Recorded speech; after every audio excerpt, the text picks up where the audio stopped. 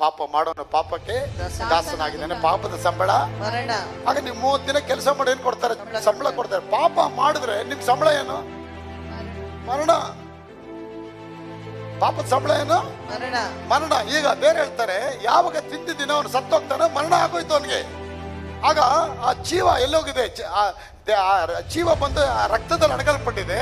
ಈಗ ಆ ರಕ್ತದಲ್ಲಿ ಏನಾಗೋಯ್ತು? ಪಾಪ ಎಂಟ್ರಿ ಆಯ್ತು. ಈಗ ಪಾಪ ಎಲ್ಲೋಗಿ ಬಚ್ಚಿಕೊಂಡಿದೆ? ರಕ್ತದಲ್ಲಿ ಬಚ್ಚಿಕೊಂಡಿದೆ. ಪಾಪ ಎಲ್ಲಿ ಬಚ್ಚಿಕೊಂಡಿದೆ? ಇವಾಗ ರಕ್ತದಲ್ಲಿ ಅಡಕವಾಗಿದೆ. ಪಾಪ ಎಲ್ಲಿ ಬಚ್ಚಿಕೊಂಡಿದೆ? ರಕ್ತದಲ್ಲಿ ಬಚ್ಚಿಕೊಂಡಿದೆ. ಈಗ ಆ ರಕ್ತದಿಂದ ಪಾಪ ತೆಗಿಬೇಕೆ ಅಲ್ವಾ? ಕರೆಕ್ಟ್ ಅಲ್ವಾ? ಆಬ್ವಿಯಸ್ಲಿ ಇವಾಗ ರಕ್ತದಲ್ಲಿ ಪಾಪ ಅಡಗಲ್ಪಟ್ಟಿದೆ ಅಂತಾರೆ. ಈಗ ಪಾಪ ತೆಗಿಬೇಕಾದ್ರೆ ಏನ್ ಮಾಡ್ಬೇಕು? ರಕ್ತ ಎಲ್ಲ ತೆಗಿಬೇಕು. ತೆಗೆದ್ಬಿಟ್ಟು ಅವ್ನು ಮನುಷ್ಯ ಸತ್ತೋಗ್ತಾನಲ್ಲ, ಏನ್ ಮಾಡೋದು? ಅದಕ್ಕೆ ದೇವ್ರು ಹೇಳ್ತಾರೆ, ಇವನ್ ತರ ಇನ್ನೊಬ್ಬ ಬರಬೇಕು ಭೂಮಿಗೆ, ಇವನ್ ತರ ಇನ್ನೊಬ್ಬ ಬರ್ಬೇಕಂತ ಹೇಳಿನೇ.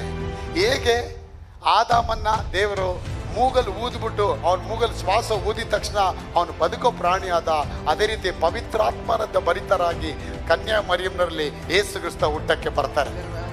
ಅಲ್ಲಿ ರಕ್ತ ರೆಡಿ ಆಗತ್ತೆ. ಅಲ್ಲಿ ಹೇಗೆ ಅಲ್ಲಿ ಶ್ವಾಸ ಊದಿದಕ್ಕೆ ಬ್ಲಡ್ ಜನರೇಟ್ ಆಗತ್ತೆ, ಟ್ರಿಗರ್ ಆಗತ್ತೆ, ಅದೇ ರೀತಿ ಈ ಫೇಟಸ್ ಅಲ್ಲಿ ಕೂಡ ಆ ಮಗು ಒಳಗೆ ದೇವರ ಶ್ವಾಸ ಪವಿತ್ರಾತ್ಮರು ಊದಿದ ತಕ್ಷಣ ಕನ್ಯಾ ಮರಿಯಮ್ಮರ ಹೊಟ್ಟೆಯೊಳಗೆ ಆ ಮಗು ಪವಿತ್ರಾತ್ಮ ಭರಿತರಾಗಿ ಮಗು ಹುಟ್ಟತ್ತೆ. ಆ ಹೊಸ ರಕ್ತವನ್ನು ತಗೊಂಡು, ಯಾಕಂದ್ರೆ ಹಳೆ ರಕ್ತ ತಗೊಳೋಕ್ಕಾಗಲ್ಲ.